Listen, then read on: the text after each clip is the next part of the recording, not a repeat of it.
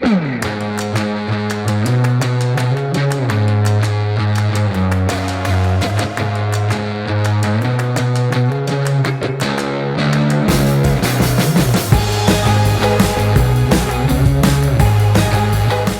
to another episode of the RockFit Files. This week, I invite Dr. Kurt Nelson, a motivational expert and change expert, on the show. We're going to talk about not only resolutions, but how do you maintain focus on the goals you have set forth in your life. I hope you enjoy it. In this podcast that I do, I often bring on, I would say, just health and fitness individuals, nutritionists, and trainers and coaches and so on. But you're the first motivational coach or behavioral coach that I've had on, and it fascinates me, and I kick myself because I can't believe I haven't done this sooner. So I love delving into it because, of course, I don't call myself a personal trainer. I'm more like a personal guide, and I try and guide people to their goal that they have, whether that's to get out of pain or to go and enjoy time with family or to get to an optimal level of performance in the sports,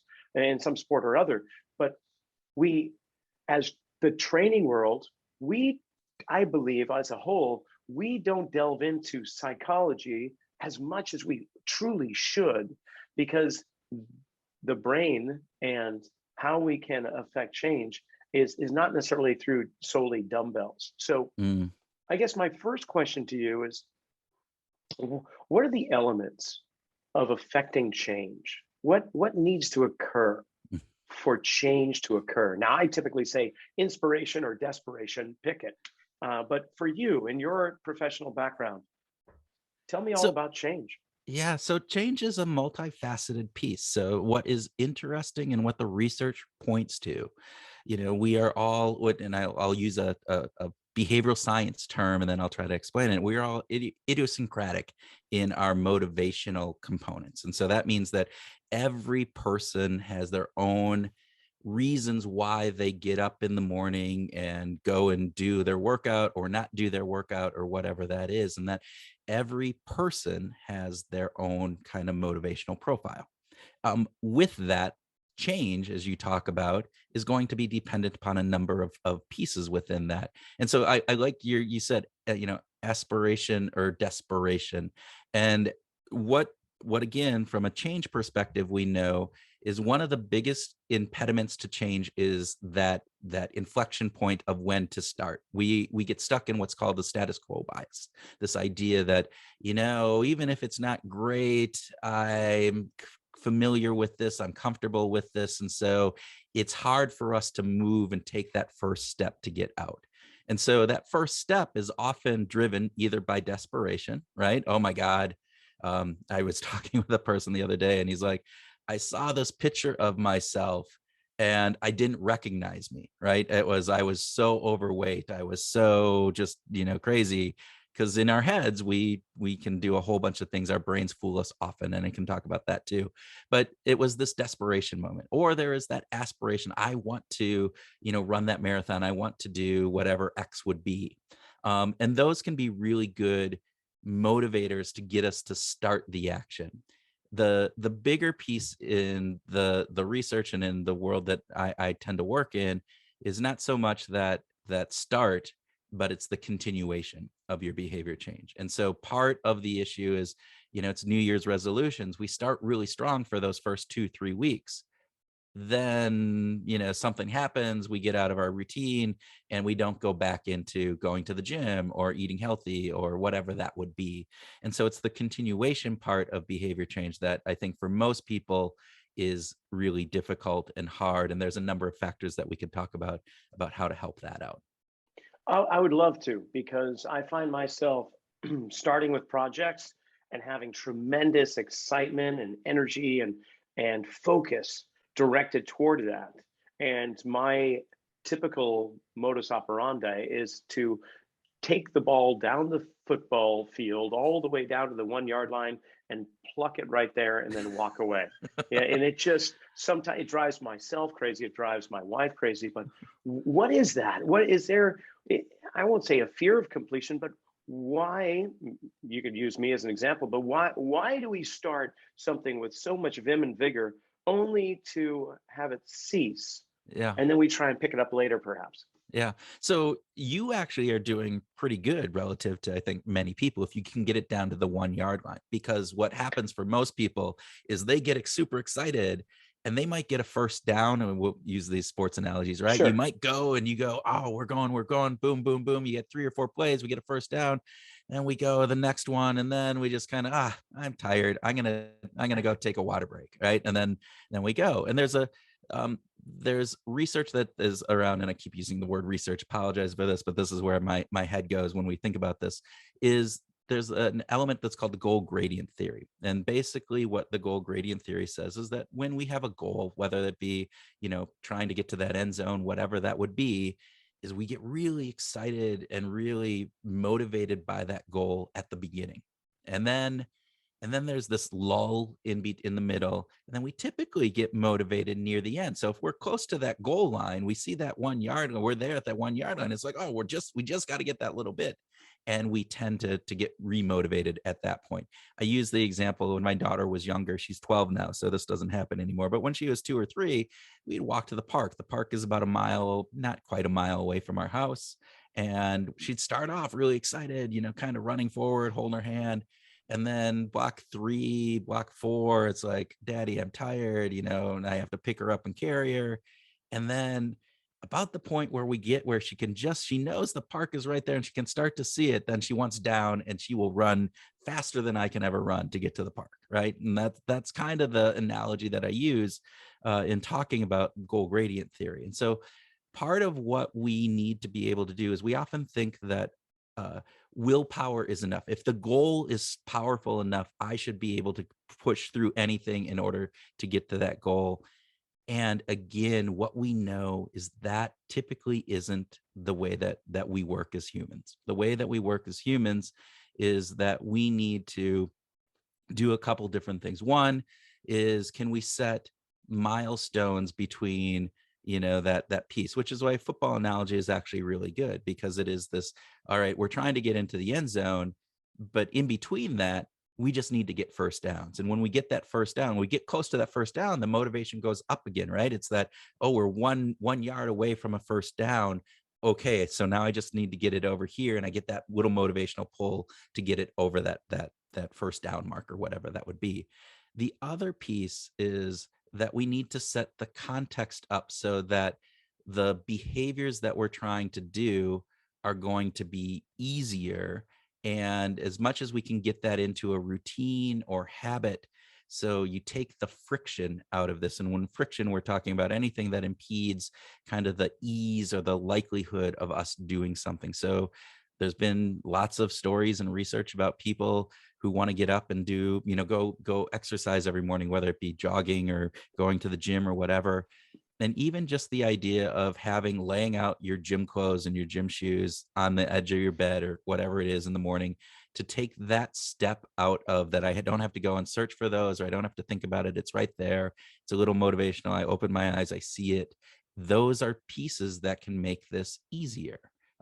So those are just a couple of pieces. So I don't know if I answered your one yard at the goal line and why you quit, but there's a bunch of that in there. No, I think you did. And the analogy you used with your daughter going to the park also gave me this awareness that most people are very challenged to accomplish a goal solely on their own. And in the case of your daughter, there was a time where you actually picked her up and continued the journey. So therefore, it makes me think that a great way towards success is to actually have help and not try Yes. and do it all on your own. And because there will be times where you need someone to figuratively carry you when you just don't have it. Is that sound about right? Oh, again, there's lots of research that again points to that, to have a partner in there. And actually the way that you can think about this is, and this can be one person, it can be multiple people. One of the best ways to do continue, like with workouts and other things, is to have a partner that you go with, or a group, a running group, or different pieces. We often we'll let ourselves down before we will let other people down. We can rationalize a way for ourselves. It's harder to rationalize a way that we were supposed to meet, Joe at 6 a.m. to go running and I didn't make it. That seems more painful to us than, oh, it's 5:30. I got to get up. It's cold. It's crazy. It's okay. I don't need to go running today. Right. So those pieces. That social aspect though has a couple different pieces to it, and I think this could be interesting. So one, there's the cheerleader, right? This person who they act as, hey, keep it up, way to go, you're doing great, kind of that motivational boost to get us to that next level. And those are really important, right? Then there is, and I'm using sports analogies, there's the coach. There's this person who can help you understand, you know what, when you're at this point, you're going to start feeling this, and here are some tips to do this better, that you can, to overcome that, to help you through those moments where it's difficult in different pieces, and just letting you know that here are some ways out of that, or just to even to let you know that you're not alone in this and that different piece. And then there's kind of the referee or the accountability piece, that person who, like, if you set up and say, hey, I am going to get up and exercise 5 days a week, they're the person that, again, maybe you don't even exercise with them, but they're going to hold you accountable to that. Did you actually do that? You said you were going to do that, and make sure, and not be nice about it to you all the time either. They can be really mean. And that can be one person can play all those roles, or you can have different people playing multiple roles, or different people playing kind of all those roles together. And that can really help. Yeah, I can appreciate that. There's some events or tasks, projects that I set out to achieve. And I knew that if I kept it to myself, the likelihood of completing those projects were not going to occur. So I actually had to announce it to people, and not one particular person. I wasn't looking for a referee, nor was I looking for a cheerleader or anybody like that. I just know that if I keep it in, it's not going to happen. So whether it's writing a book or paddling long distance or whatever it was, I made it a point to do that. And sure enough, those tasks were accomplished. So I can definitely appreciate that.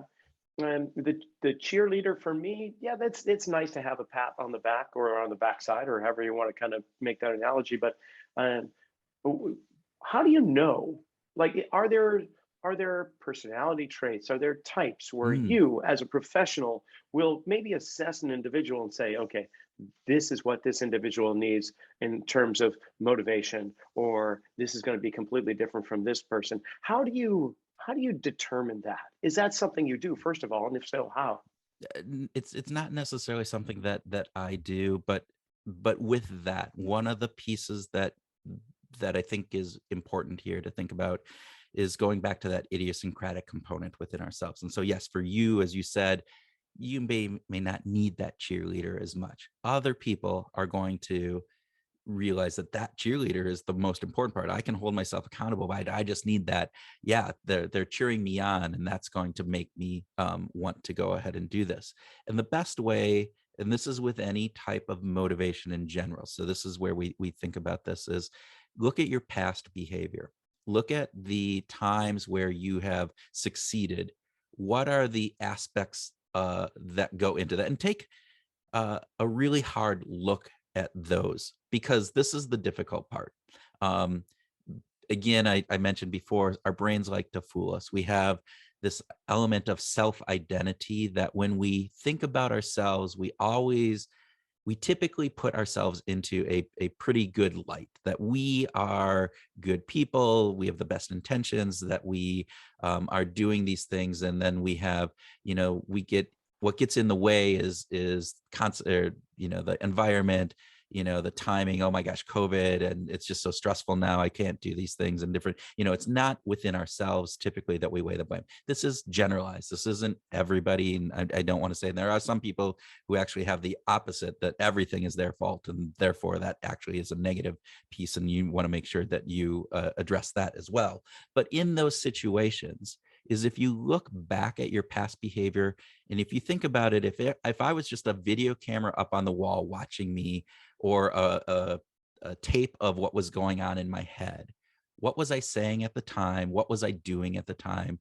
And what were those things that helped me? So having that support person there, whether it's an accountability coach, whether it would be a cheerleader, whether it would be, somebody else, or was it something else that was impeding me or helping me along that path? And one way to do that, because again, as I said, our brains try to trick us and fool us. And so our memory is malleable. And so it changes.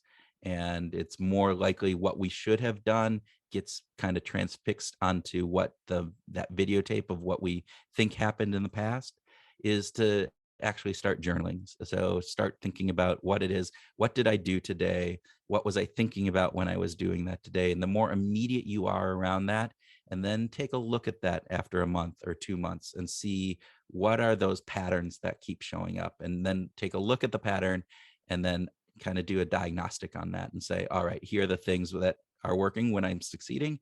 Here are the things when I'm not succeeding so much, and things that I need to make sure I change. Well, that's very interesting, because we have asked clients over the years to do the same thing, but with what they put into their body in regards to their eating and their diet. And because almost everyone that walks in and has a conversation, they'll say, "Oh, well, I eat really well," or "I eat healthy." I'm like, okay, well, that's great. You have a definition of what that might be, but let's really pick that apart and write it. I just want you to write down for the next 3 days everything you put in your body, Yeah. and don't judge it or anything else. Just be the observer if you can. And they bring that information back in. They're going, oh, oh, wow, okay. Yeah. As long as they're not trying to throw excuses to all these things that they know that maybe weren't the best choices, and they can just look at it in as objective as we can, right? So, You bring up a really good point. It's that objective part without making excuses, because that's what we tend to do. The peanuts were out there in different pieces. But I think you also bring up a really good point. I mean, if just any of your listeners just go ahead and try to track your food for 3 days, and you'll realize, like, you don't realize the little things that you just snack on and eat, right? It's the little pieces, like, oh, it was just a handful of peanut. Well, was it a handful, or was it 2 handfuls, or different pieces? This is again one of the things that researchers are looking at, is we do things habitually that we don't even know that we're doing. And one of my favorite researchers on this is Wendy Wood, who has done a lot of work on habits. They did this thing where they had people who eat popcorn in a movie theater. They tend to do that. And basically what they did is they had people come in, put them in this movie theater setting, and they had half of the group with fresh popcorn, and half the group had popcorn that was like 3 weeks old and stale and really just miserable, right? And they just put it out in front of them. And if you were in the habit of just eating popcorn at the movie theater, you just ate a ton of it. Even you didn't even, and it was, and they said, no, it tastes bad, but they still just did it because they were in the context of, this is what got there. There's a trigger, a cue, and then the behavior that has been rewarded in the past, and then that's what you do. And so those are some of the things that when you think about behavior, and again, going back into behavior change, when we start thinking about habitual behaviors, we have to understand what those cues are, what those triggers are that tap into that, and then what is the subsequent behavior behind that, because oftentimes that happens so subconsciously that we don't even realize that we're doing it in the moment. that's a great kind of segue into what I was thinking about next. Is, the movie screen is there. They're almost hypnotized, and they're drawn in for an hour and a half to 3 hours, depending on what film they watch. But we've got screens surrounding us constantly, and I can see myself. I'll kind of confess my own early morning ritual is that after I wake up, shower and get my clothes on, I go out to my laptop, and I'll first check my emails, and then I'll check any messages in the social media, and inevitably I find 20 minutes of my day looking at cute puppy photos, or some stupid human trick, or something or other. And it in the moment, it's just a habit.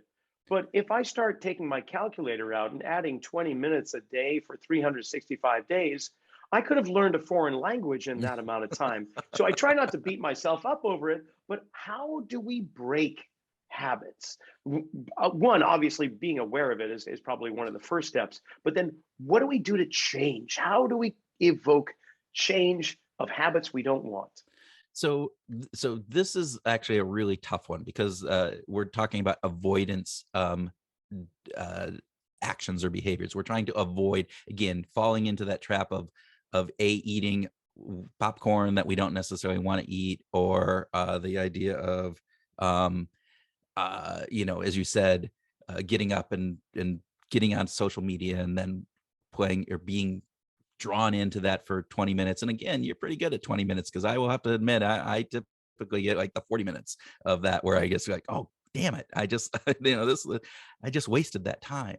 It was probably 40, but I'm trying to Yeah, sound well, better. you know, you gotta, we Anyway. put ourselves in the best light, right? The idea here, so what the research again points to the idea that it's hard to, it's easier to change something if we can replace the behavior but keep the trigger. So wake up, morning, shower, get ready. All right, so that's your trigger. You got your clothes on. So now instead of starting with that, maybe change that behavior to doing some of your deep work and saying, I will look at, email and social media at, 10 a.m. as opposed to at 7 a.m. when I'm starting, or whatever that would be.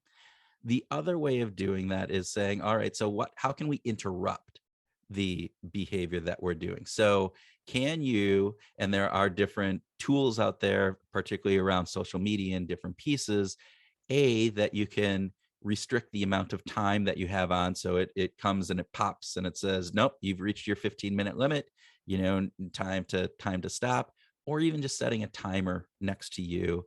And you go, all right, I'm on email. I have 15 minutes to do this. I will set the 15-minute timer. That buzzer goes off on my phone, whatever it would be. And now I know it's time. Now that's a new trigger to say stop.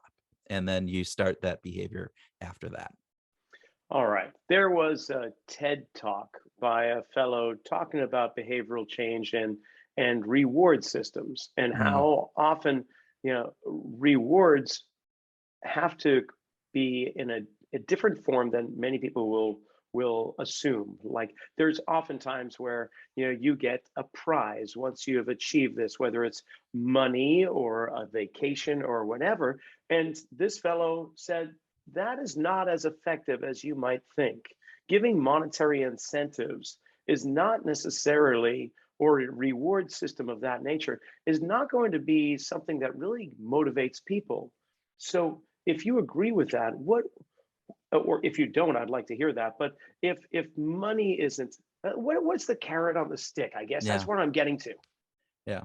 So I will agree in part, and then I will disagree in part with that. So extrinsic rewards, which are what I don't know who it was, but is probably talking about this idea of money and vacations and different pieces. They can be very powerful. But they get overused. They are not the panacea, that this is the be all end all. And if we just put a little reward at the end of whatever goal that we're trying to achieve, with a monetary or whatever else, that is going to make this happen. That being said, there are a number of other what we call intrinsic motivators, these intrinsic rewards that we get, and those align oftentimes with our self-identity, and not just our self-identity of who we think we are today, but who we ought to be or who we aspire to be.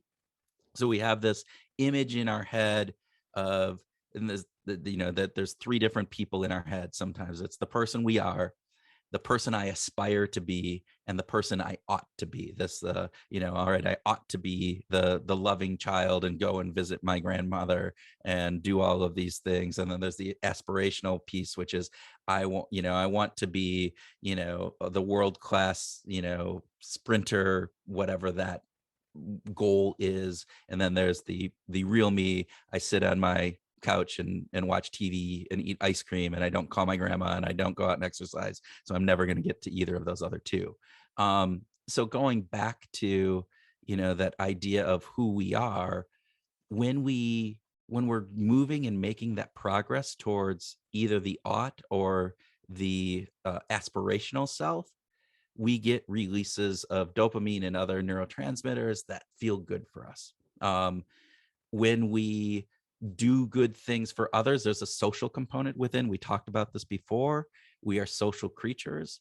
When we do things that others appreciate, or we feel that others will appreciate, that's a dopamine release as well. We get rewarded for that. Those are these intrinsic motivators that make us feel good. It's a carrot that isn't here's a vacation to Hawaii or here is this, but they are really powerful pieces.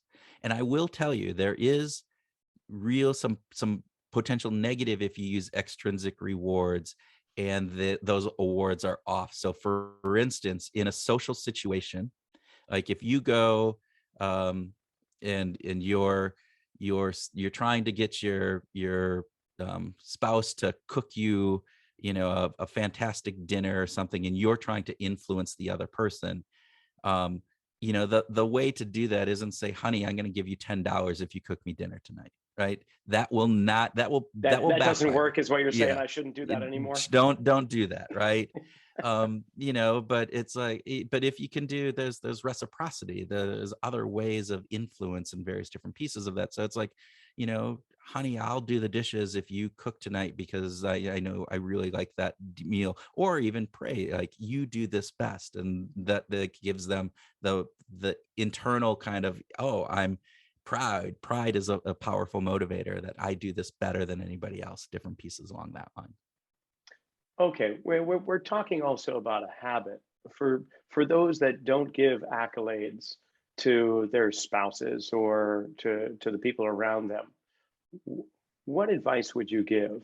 And it may be just as silly, as simple as just put a timer on your phone and at that point in the time. But what other kind of ways could we just be reminded? Yeah, as you bring up a really good point, and we see this. So we work a lot with organizations, and different managers within an organization. Some are going to be really good at giving accolades and being really, hey, fantastic job. Others are going to be more, keep it closer to the vest and not do that. And it's not saying that that's necessarily bad. Actually, if you give too much praise, it becomes meaningless. And so this idea of over praising people is probably not good either. It needs to be felt as authentic. It needs to be seen as you're not trying to influence me through this, that you're not using this as a tool. To your point, for those people who don't necessarily espouse and are, hey, glowing about their praise for other people in different pieces, even if there's just, again, it comes back to noticing. It comes back to trying to stop and the normal status quo of how you fall into that routine. So your idea of setting an alarm on your clock once a week or once a day, whatever that would be, and just saying, all right, this is a time to think about what good has happened or what that person has done for me, and then make note of it. The other piece that we see, at least within organizations, is that people say, I'm going to hold off on that praise till the team meeting next week or something like that. And then a whole week passes by and we forget about it and we don't talk about it. So part of what our work with those organizations with is just do it. Figure out a simple way of being able to share that insight with them, that praise for them, that thank you, as quickly and as immediately as possible. We also know that motivationally, that's the most powerful time, is immediately after the behavior. That's what gets reinforced, and therefore they're more likely to repeat that behavior. I love that you brought in companies, corporations, because I wanted to talk about that as well, because it's not just individuals that we're talking about creating change, but a collection of individuals that make up a workforce or an entity and so on. And it's almost like those personalities within an individual's head that could be the workforce themselves because they're quite unique and so on. So I imagine there's similarities to the approach you take when working with an individual compared to uh, a corporation, but what are the differences? Mm. Or tell me the commonalities, but also how do you approach working with a business? Is it the same way when you work with an individual? No, it's not. And particularly if you're thinking about, motivating an organization as a whole or a division or even a team within that, you're dealing with going back to that original component. We're all individuals, we're all motivated by different things. And so if you have a conglomeration of different people, they all have a conglomeration of different motivations. And so to be able to customize everybody's individual motivational intervention, so to say, that behavior change, like we need you to do this, and so I need to understand you exactly, gets to be very hard from a scalability component. And so what I you're looking imagine. for, yeah, so what you're looking for, some generalities, some things that people can put their own components in on and various different things. And so this is where to a certain degree it aligns to a little bit with the individual piece. As much as we can, we try to have people be involved or even setting their own goals, even within an organization. Now, there might be some parameters around what those goals will be, but they are setting their own goals. That lends itself to understanding, hey, what is it that's going to motivate me, but also making sure that I am more committed to that goal. We know that if you are involved in the goal setting process, particularly if you set it, you are more committed to that goal than if it is just placed upon you by somebody else. And that's the same thing internally. We want people to set goals. Part of that goal setting is making sure that you spend the time to think about what that goal is, what are the milestones along the path to that goal to make sure that you're achieving, having those, 10-yard, first downs as you're going to keep that motivation going. So thinking through all of that is a key piece.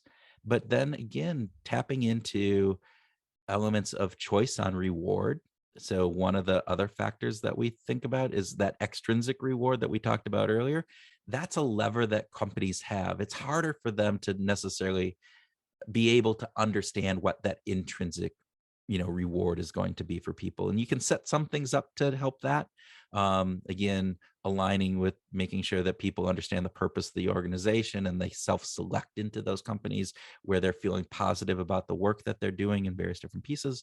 But the lever that many companies have is that extrinsic reward. Well, can you make that extrinsic reward a choice? Can you give people options on what that reward is for them?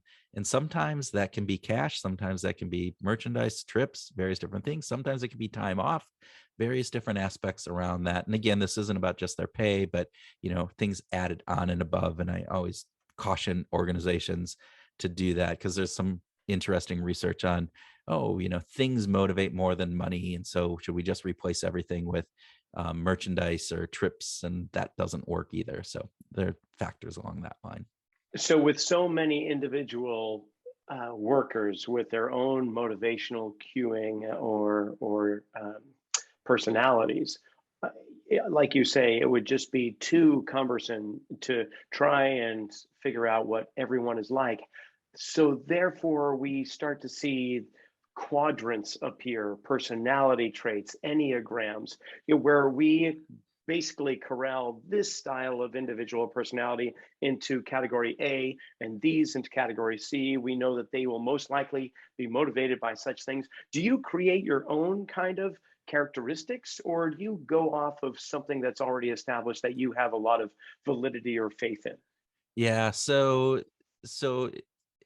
personality profiles. Yeah. There are some that are really good, and there are some that are kind of, as I would say, kind of quagmire, that aren't very valid or reliable. And so even some of the better ones, the Myers-Briggs is the most popular personality profile in Hmm. the world, and from all of the reliability and validity tests is if you take it twice, you're 50% chance to get a whole different personality profile. So it's not very reliable. It's not very valid. So it's directional. And so I give people that, and it helps people think about various different pieces. But I would use one of the big five types of things, and that gets more into personality and more research based. But there are good valid ones. Just make sure whatever personality profile that you use has been tested, that it's valid, that if you take the test today and you take the test next year, that you are not going to be that different in what the test says you're your profile is. Now, the interesting thing with motivation, and this is why there aren't very many motivational profiles out there, is that while personality is pretty consistent, it does change over time. We change. It used to be like, oh, once you were 20, your personality is locked in. That has been proven not to be the case. We know we change over time. It just typically isn't a immediate change unless there has been some traumatic experience within our life. But we do change. In 10 years, we look back at who we were 10 years ago. That's not the same person I am today, right? And, if I look out 10 years and I envision, I think I'll be the same, but we know that research shows that we won't be the same person we are today in 10 years. And we will have changed in some of those different quadrants and different pieces. Motivation, on the other hand, can change in an instant. So there are different motivational theories. One of the ones that I really like is called the 4-Drive model. It was developed by a couple guys from Harvard, Nitin Noria and Paul Lawrence. They look at this and say, look, we're motivated, at least within work is where it's the 4-Drive model of employee motivation. Look, we're driven to acquire and achieve. That's that extrinsic piece that we got. It's the money, it's the things, it's the vacation, but it also is the corner office, it's the status symbols, it's that plaque on the wall, all of those things. Those are motivators, they work. But then we're also motivated by more intrinsic pieces, this idea of having social bonds. So feeling that I'm a part of a team, that I fit in, that I belong. Bonding and belonging is the next one.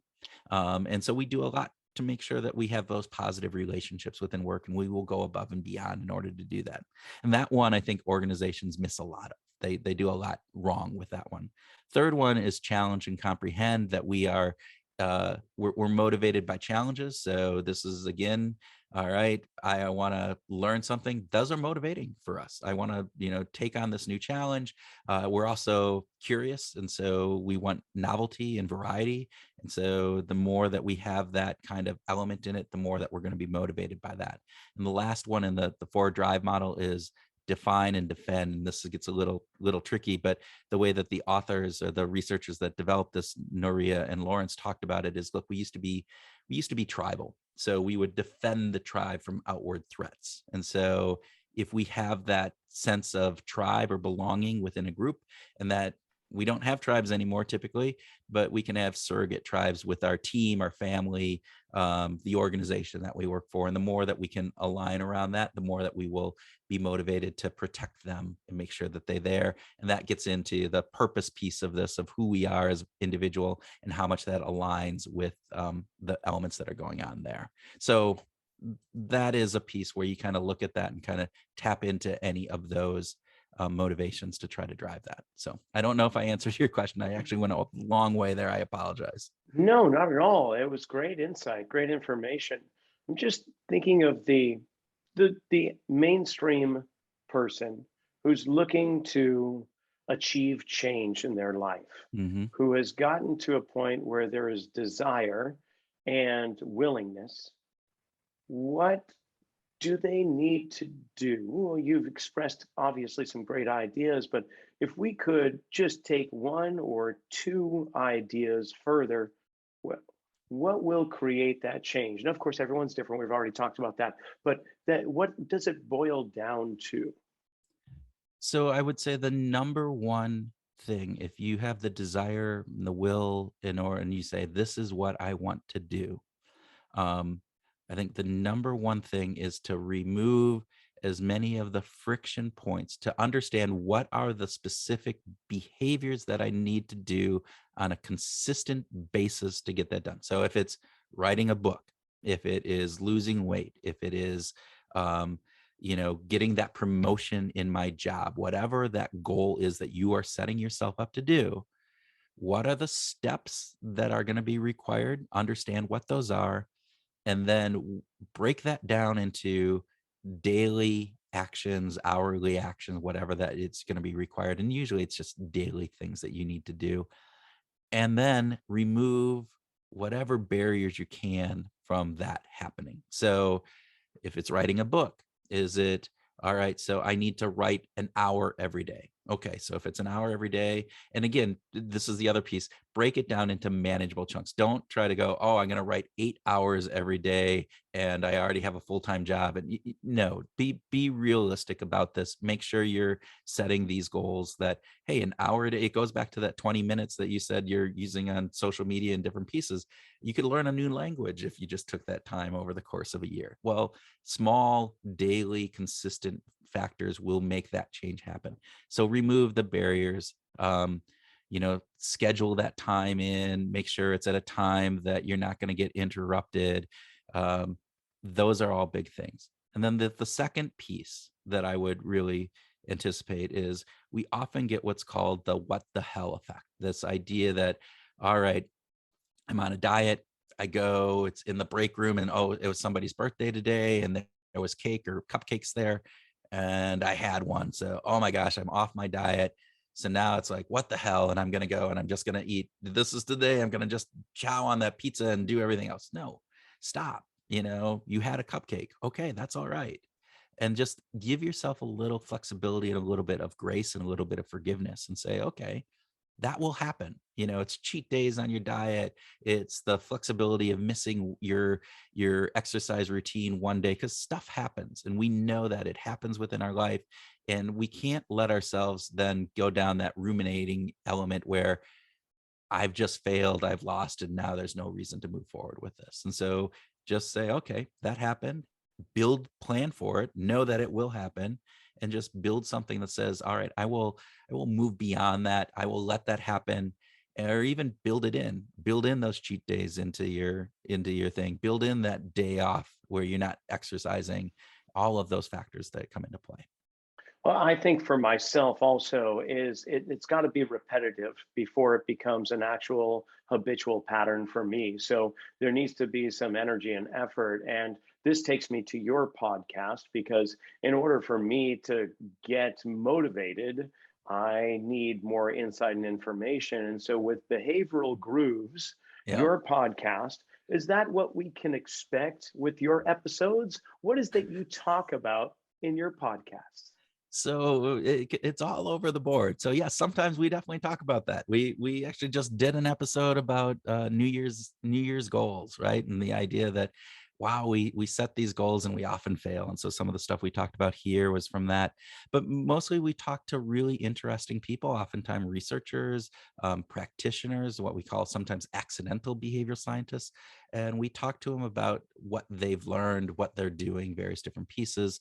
And it can be everything from people like Wendy Wood, who's a researcher on habits, to Katie Milkman, who talks about behavior change, famous researchers along that line, to people who are just applying this in work and life. And so it's the person who is, we talked to a uh, avalanche expert from Utah who works with people about avalanche prevention and when they're going in backcountry skiing and doing different pieces, and the utilization of behavioral science, because we know oftentimes we get what's called that peak fever, right? And so it's like, oh, it's a sunshiny day, it's gorgeous, but we don't take into consideration all of the warning factors that come into place, because we see the peak up there and we just get that peak fever and we need to stop and do different pieces. So a variety of different people, a variety of different things, but it's all about why we do what the things we do. And so we try to bring that level and perspective into it.